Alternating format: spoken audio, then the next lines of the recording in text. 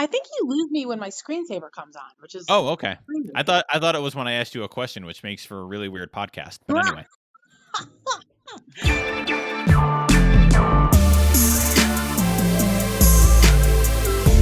This is The Other 51. I'm Brian, and this week my guest is author, writer, and radio host Julie DiCaro. My guest this week is the author of an upcoming book about women in sports. She is one of my favorite sports writers, one of my favorite follows on Twitter, Julie DiCaro. Welcome to The Other 51. Hey, thanks for having me. Thanks for being here. So how are things in Chicago? I feel like we hear so much about, I'm in New York State, so I hear a lot about New York City, and we hear a lot about what's going on in LA, unfortunately, with the fires and everything else. But given the state of the world, what's going on in Chicago? How are things?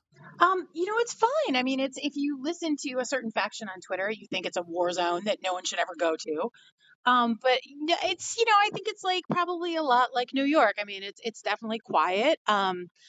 Everyone's been pretty good about being masked up, and we don't, like other places we're not having fans at Soldier Field. There were no fans at Wrigley Field, so we haven't had to worry about that. I mean, I think people have by and large been pretty cooperative about it. So we've had really nice weather. Like today it's like 80 and sunny out, so I mean, it's that nice fall, like no humidity, so it's actually been pretty good. So how are you feeling about the Bears season? It's a weird season because they're 3-1, but it's been the quarterback situation just feels very weird.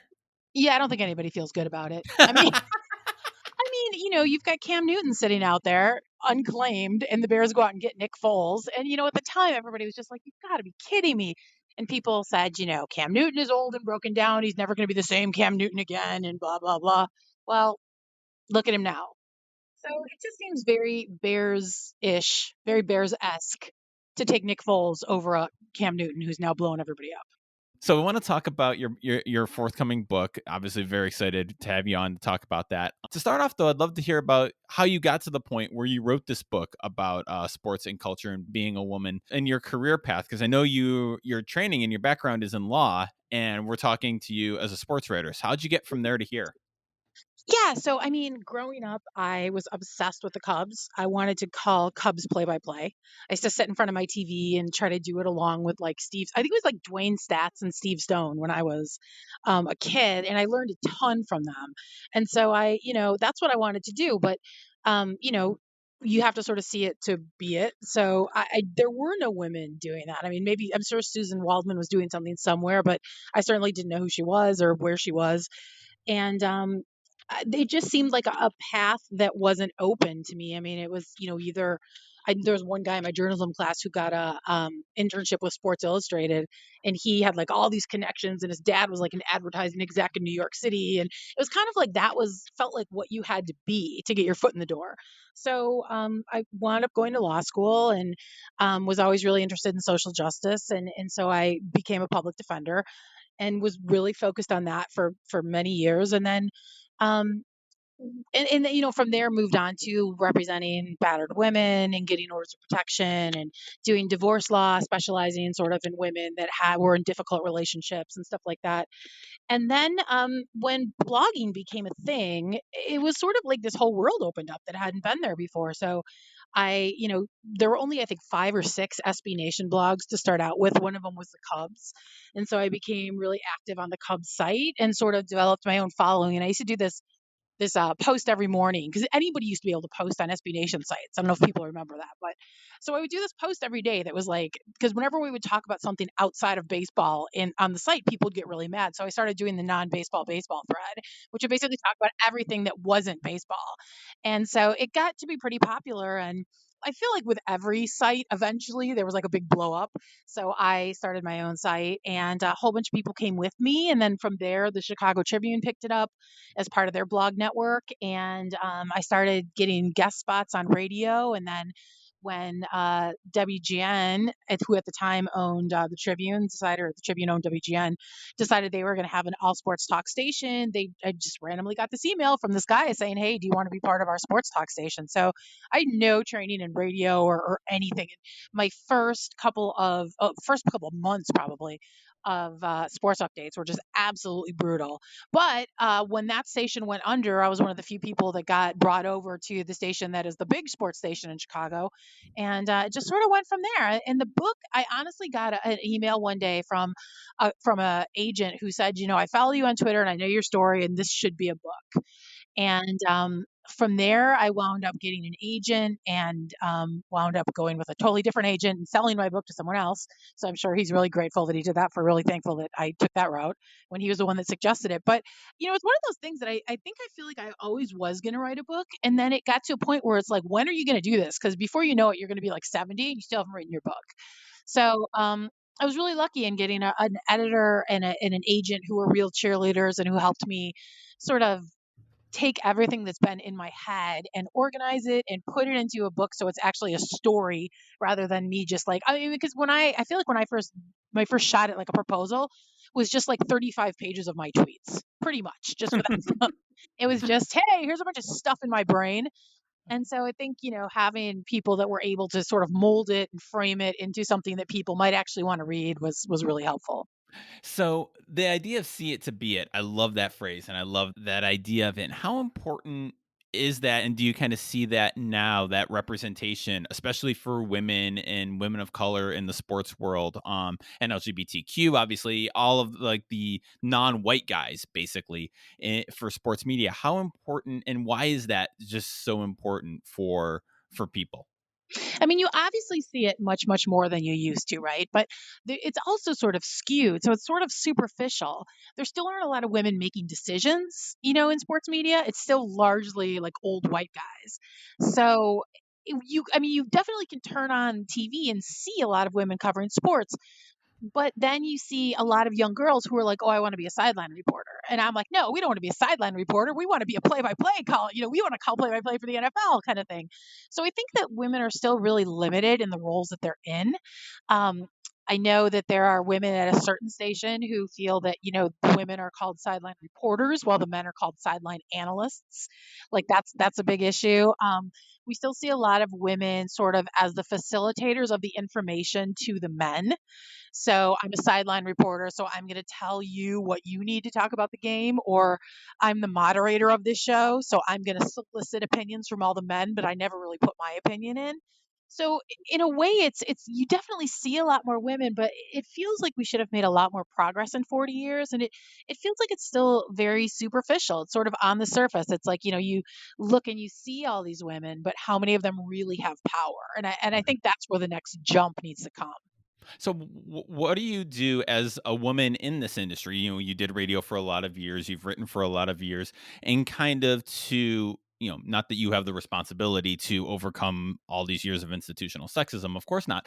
But what do you do to kind of, make sure that you're not just the facilitator or that you're kind of be able to break out of the role that maybe women are traditionally put in and help expand that into women who are play by play, women who are doing the bigger reporting and beyond just that kind of traditional role that they're in. Yeah, I don't know. I mean, I know there's a lot of sort of underground groups of women in sports who talk quite a bit, and we try to all prop each other up and promote each other and push each other forward rather than seeing other women as competition. I think that's a huge part of it. Um, I think it's going to take time until women get into some of those roles where they can do the hiring, because there is, what they call the mirror bias, where people tend to hire people that remind them of themselves, and so if you're a white guy, that's who you wind up hiring. I, it, I don't know. It's difficult, and I think that one of the things that we really have to do is think outside the box. And I think a lot about Doris Burke and how she talks about the fact that even though I think she just turns, is she 60? Is that right? So she was talking about turning 60 and talking about the fact that, there aren't women mostly who are like in their 60s who are covering sports, but there are tons of men. And I know that every woman, when they start getting into their late 30s and 40s, are like, what's my life expectancy in this business? Like once, you stop becoming conventionally attractive as a young woman to men, then it's like, where do you go? And I think that a lot of us have started to try to think outside the box like that. And it's difficult to like look at someone and say, oh, I want to be like this person's career. I want to be like that person's business career because there just aren't that many women out there who have survived a long time in the business. So a lot of it I think is trying to remind yourself, I'm not going to be the next Andrea Kramer. I'm not going to be the next Soledad O'Brien or Doris Burke. I'm going to be, or Hannah Storm. I'm going to be the first Julie DiCaro. And it's tough because that see it to be it is still applicable even when you're in your like late 30s and your 40s. Like you still want to look to those women ahead of you and be like, oh, she did it, I can do it too. And so I think it's difficult for a lot of us to sort of see what our future is going to be. And that makes you feel sort of nervous and uncertain all the time, especially, in the way that media is now, where everyone's constantly concerned about their job. So I don't know. It's a lot of just sort of bravely forging ahead, I think, without necessarily knowing what the future looks like for you. How good is Doris Burke, though? She's amazing. She's the best. She really is. And yeah, I mean, she gave this interview with Andrea Kramer where she was just like, if guys can be on TV with balding and glasses and everything, then I can be there too. And that was so, I mean, there's so many guys that you look at TV and you're like, these are not attractive men to look at. Like I mean, as much as I like Terry Bradshaw, I think he's hilarious in the studio. Like he is not who I would choose to look at for an hour before the game if I had my choice. And we need to get to the point where we feel the same way about women, and we're just not there. I mean, the thing about women is like if guys don't find you to be attractive in the way they're used to seeing sideline reporters and TV hosts looking, which very few percentage of people in the world look like this, it's like you don't even have a right to exist, and you certainly don't have a right to be on the TV. So we need to get to the point where the Terry Bradshaws of women can be on there too, and people don't even think about it. And it feels like we're so far away from that right now. I wanted to ask about your legal background and your legal training and the years you spent as a lawyer. And I'm wondering, especially kind of from a writing perspective, what are some of the differences and maybe even similarities you see between legal writing that you used to do, either publishing legal briefs or in the course of your job as a lawyer, and sports writing and kind of the more kind of journalistic writing that you do now? How's it similar and how's it different? It's very similar because you have to research, you have to know your information, and you have to build your argument Okay. just like you would lay it out before a judge or a jury. Because and especially for women, because there are so many men out there waiting to tell you how stupid and dumb you are and you don't know anything about the sport, and oh my god, I can't believe that you have this job, you probably got it because you're sleeping with your boss, blah blah blah. And so you have to build your argument in a way that, yeah, they can come at you and they can call you stupid and dumb, but it's not based on nothing. And here's what it's based on. And so, in that way, to me, it's very similar. And I always say that, journalism helped me in law, and law helps me in journalism. And I really don't think that there could be two professions that go more hand in hand than those two, because especially if you're a columnist and you're writing your opinion. If it's knowing where to find information, and you learn a lot of that in law school as well, in practicing law. And it's also laying out your argument in a way that, like I said, even if people don't necessarily agree with you, at least they know where you're coming from. And that's difficult to do. And I don't think it's something that I was necessarily able to do very well before I practiced law. So um, when I sit down and start writing a piece, the first I write it as if I'm having to defend myself Hmm. rather than I'm telling you what to think. Like, here's my opinion. Now I'm going to defend it. And Okay. I don't think I would be able to do that if I hadn't practiced law. Interesting. I hadn't thought of how much they go well together, especially from the columnist point of view. I had never kind of tied those two together, but that's super Yeah. interesting. Writing about legal issues in sports, you had a great piece on Deadspin as we record this, I think yesterday, on Breonna Taylor and the kind of looking at the grand jury proceedings there and how they failed, and kind of informed speculation. I don't know if that's the right way of saying it, of what might have happened and why no real charges were pressed against that. And certainly, being writing about the issues that you write about, women in sports, domestic violence, that kind of thing. Obviously, the legal training, do you find that it helps you even more? Absolutely. I mean, especially having been in the criminal justice system and having worked in the domestic violence community. And I mean, look, here's the thing. None of us that cover this kind of stuff came into this industry wanting to write about, violence against women and, all these horrible things that I think those of us that focus on social justice wind up writing about, and racism and transphobia and everything. But I also think that, especially I came from a law school that is very focused on public service. I didn't go into law to become rich. I wanted to be a public defender, and then I worked for legal aid organizations. So I think that, first of all, it gives me a leg up to understand what's probably happening inside a grand jury room. So I'm not in the grand jury room with Breonna Taylor's grand jurors, but I have a feeling that if no one told them they have the right to, go above and beyond what the prosecutor suggested and charge murder, even though the prosecution says we don't think it fits the legal definition. My guess is they don't know that, because I wouldn't know that if I wasn't a lawyer. So, it sort of gives me a little extra insight information and a little extra knowledge about the way things work when it comes to the legal system. And at the same time, I think that having been a public defender, you feel the need. It's very difficult, I think, for me anyway, to sit by and see injustices happening and not say anything. And certainly, a lot of people have told me, you're not going to have the career you want to have if you do this kind of thing. And obviously, there are women who in the industry who have decided they just don't delve into these issues, and they go much farther than those of us that do. But at the same time, I have to be able to look myself in the mirror at night, and someday I want to be able to tell my grandkids when they say, "What did you do?" I'm going to say, "Well, I spoke up." And sometimes you don't know what else to do but write, and you feel really helpless. So I mean, I think that part of it is, and I had a guy yesterday say, like, "Do you ever write anything happy?" And I'm sort of like, well, first of all, it's not my job to make you feel better about the world. Right. But second of all, this idea that, write about something happy in sports, like, sports is political. It's always been political.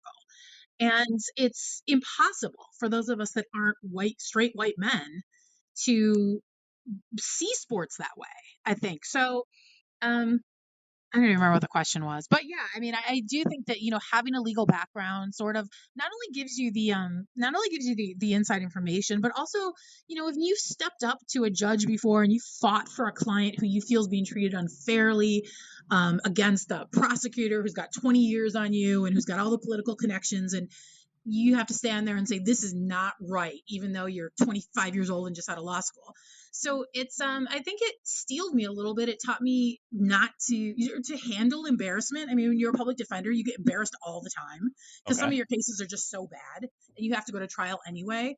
And your client is like on videotapes shoplifting, and they're like, "That's not me," and you're just like, and you have to make the argument. So like, you get used to putting yourself out there, I guess, and being vulnerable and taking a chance. And I think that sort of lends itself to this kind of writing. I mean, my Facebook page was inundated with racist comments after I wrote this story about Breonna Taylor. At 25, that would have killed me. Today, it mildly annoys me. So, I think it toughens you up a little bit too. So, congratulations on the book, by the way. I cannot wait to read it. It comes out in Thanks. March. Sidelined: Sports Culture and Being a Woman in America. So where are you in the process? Is it done? Is it being edited? Where does it stand right now? It's done. It is. It's to the point where they're like, you can change maybe one or two words if you want to, but that's it. So, now it's like the really, really humiliating part where you have to call in like every favor you have, ask everyone you know if they'll blurb your book, reach out to people who are like nice to you one time on Twitter who are famous and be like, hey, remember me? You liked my tweet. Would you blurb my book? So, I mean, the entire process is completely humiliating. Um, but I was just listening to Jeff Pearlman's podcast. I know me you too. referenced it about him, and I had him on a couple weeks ago on the podcast to talk about his book and promoting it. And aside from the promotion part, well, actually, that's not aside from the promotion part. Let's stick with that. Why is it so? You use the word humiliating. Jeff used it a lot. Why is it? Why do you find it, or why is it humiliating? As someone who's never written a book, to feel like you're calling in favors and to be asking to help promoting it.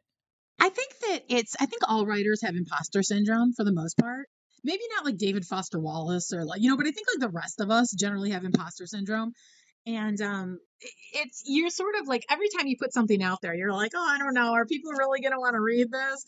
And so when you're asking someone to read your book and say something nice about it, especially when you sit down with your editor and marketing people and you have to reach out to these like super famous people who are really busy, or in my case, a couple of women who graciously gave me their time for the book, and then you have to go back to them and be like, hey, can I ask you one more thing? Would you mind? But the thing is, since then, other people have reached out to me and asked me to blurb their book, and I'm like, absolutely, send it my way because you know how hard it is for them to ask. So I don't know. It's just uncomfortable all around. Well, and I would imagine too. I know that the imposter syndrome thing from writing too, but when you're writing an article or kind of something, especially for the internet, there's an ephemerality to it. So like people may hate this article, but it's going to be 80 other things are going to be read within a day, and it's just one article, and I got another one coming tomorrow or 2 days. So you have that kind of built in. Well, I got 4 more swings tomorrow, kind of like the baseball hitter. But with a book, I would imagine it feels a lot more permanent because it's not just an article that's going to go away. It's a book. It's a thing. Right. It's written down in hard copy, which is something for all of us who are used to, publishing on the internet. It's, you can just delete it. You can't delete a book. So there's that. And I don't know, you spend so much time on it. I'm sure that, people who do these enormous investigative stories, spend a year investigating, but I've never done anything like that. So giving a year of my life to this is huge.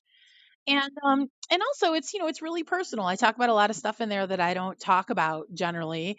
And so you don't want people to look at your like deepest, darkest emotions and be like, you suck. So it's the whole thing is just super uncomfortable. So you talked a little bit about how the idea, how the opportunity came about earlier on. So where did this kind of, when you're presented with this opportunity to write a book, kind of how did you work toward this being the book, if that makes sense? Like you got an opportunity to write a book. How did this book happen?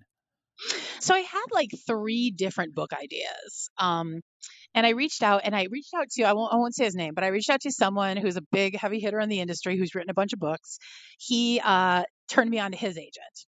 And every time I would send her a proposal, she would say, this is bad, pretty much. And she'd be like, I don't know what to do with this. And I would just be like, just devastated and like just completely imposter syndrome all over again. Um, and then she eventually ghosted me. Like I was so not worth her time that she didn't even respond to my emails. So that was pretty devastating.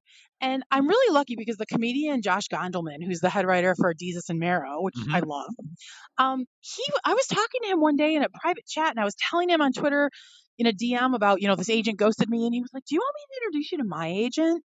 Which is like the kindest thing anyone's ever done for me. And if you know Josh, that's just kind of who he is. So he hooked me up with his agent, and then from there he was able to say, like, this is the book that you want to do, and this is how we're going to structure it. And he was such a cheerleader, which I think, especially for your first book, is so important. You really need someone to tell you, yes, this book needs to be out there. You're the right person to write this book. You're on the right track. All of that is really important. And so he, really helped me, like I said, organize my thoughts and put them into some kind of linear fashion and divide them up by chapters. And then I was really blessed with a terrific editor over at Dutton as well. So yeah, I mean, it's like you look at a book and you're like, oh my God, I could never do that. But you don't realize how many people are helping along the way get the person to that point. So people should keep that in mind. So is this, having not read the book and just read a little blurb about it, like what is the structure of this book? It sounds like it's part memoir, part reported, part like what's the how did you go about writing and researching and reporting on it? So the basic premise was that, sports is sort of a microcosm of America on steroids. Okay. And everything that happens in America is amplified in the world of sports, whether it's racism, whether it's homophobia, whether it's misogyny. So that was sort of what I started from. And I sort of divided it up into topics that are important to me: violence against women, online harassment, the way that women athletes are treated, the disparity, what women athletes are paid. And I sort of just started, here's something that happened to me once, and then from there I would talk to other women in the industry. So like Jamel Hill's in the book, Laura Oakman, Soledad O'Brien, just a ton, Julie Foudy, a bunch of women who have a lot of experience and a lot of knowledge in what I'm talking about. And we would just, sort of have a conversation about it. And I don't know, like once I had the structure there, it just sort of all came together. But it's I guess I structured it in a similar way that I write my articles, that here is what I believe, here is what happened to me that made me believe it, and here's a bunch of other stats and interviews from other people who think the same thing. And so that's sort of how it goes, but hopefully it's more readable than that. I'm making it sound like an academic paper, which is not. fun. No, I have to read academic papers and they're not fun, so definitely not. So what was your writing process like? I mean, what did a writing day look for you with this? It looked like, waiting until the last couple of months and then panicking to try to get everything in. Oh, you're Yeah, a journalist at heart. I love it. right, yeah, no, I mean, I would be like, "Oh, yeah, I'm still thinking about it, I'm still oh, I did a little bit of research," every time I had a call with my editor, and I think it was due, like, April 1st, and I don't think I started writing until December, and then I just wrote, like, as fast as I could. Um, yeah, I'm not proud of it. Well, at least I was gonna say, at least you had that structure and that kind of setup, so that had to make it a I'm throwing you a bone here. Maybe it helped made it a little easier? I No? mean, you didn't really have a chance to overthink it, right? You just had to, like, go as hard as you could. And I think that, they always say the first book teaches you how to write a book. I think the first book teaches you how not to write a book. So, I never wanna go through that again of just, like, having to spend every waking moment writing when and always feeling like I should be writing when I'm doing something else. Sure. That sucked. So, I don't wanna do that again. So, hopefully, the next book will be much more structured, much more laid out, and I'll write it and actually look like a professional writer. What do you want people to take from the book? If there's a message or kind of like an overall theme, what do you want people to come away from having the book feeling or thinking or knowing? I guess I want people to care about things more. Okay. You know, that when, you see a bunch of people on TV celebrating Ben Roethlisberger and talking about how great he is, Mm. to just Mhm. remember that this is a guy who's been accused of rape by at least 2 women, maybe more. Um, that when you see that when you have the urge to fire off something shitty to someone on Twitter, and just saying like, "You're ugly," or whatever, just think about it twice. That I mean, that all the women who work in this industry, whether you're a writer or you're on camera or you're an athlete, are human beings and, are a lot of times forced to deal with a lot. And I just wish people would be a little bit kinder about it. And hopefully, if hear how women who work in this industry feel and think and some of the stuff that we have to face, people will just care more. So I ask everybody I have on my podcast this question, so I'll ask you, what's the best thing that you've read lately? Mm, that is a good question. Okay, so I just finished a book called The Last, Okay. which is a great pandemic apocalypse end of the world mystery. That was pretty good. Exactly what we need right now. So Right. I mean, I'm kind of into that thing. I'm looking at my bookshelf right now. Um, Actually, what else did I finish? Oh, I read Killers of the Flower Moon, okay. which is about this like serial killing of Native Americans back in the 20s, which I can't recommend enough. It's a true story. I'm really into like escapism right now, so I'm about to dip into Tana French's new book, which just came out yesterday. Um, yeah, and I've got like Cast by Isabel Wilkerson, which I need to read, and I've got the new Jim Crow. But there's so much bad stuff going on right now. For me, it's easier to get into escapism right now than it is to read about the stuff that I know is already wrong and that Right. already depresses me. So I'm trying to save it until I'm a little bit better of a mood. Right. So I saw you put it out a call for books like this on Twitter, and I think I tweeted at you on this. Did you pick up the 7.5 Deaths of Evelyn Hardcastle? Yes, Okay. yes, it is in my queue on my Kindle. So yes, it is next in line. That was gonna be my recommendation. So it's like an Agatha Christie movie meets Groundhog Day meets Rashomon, which is a really Mm. it's yeah, my wife read it and we were on vacation and she read it in like 2 days and she's like, "You need to stop what you're doing and read this book so we can talk about it." Oh, see, that's great. Yeah, see, that's how I felt about Killers of the Flower Moon. I couldn't put it down, and I was like, "Why didn't we learn about this in school? Why doesn't everyone know about this?" Right. So I can't recommend that book highly enough. So it's a fun escapism book and it takes place 100 years ago, so it's perfect for that. So Yeah, that seems perfect. yeah, so your book comes out in March. I'll throw the pre-order link is in show notes for this episode so people can order it and have it delivered in March when it comes out. Julie, thanks so much for taking your time. I appreciate it. Hey, thanks for having me.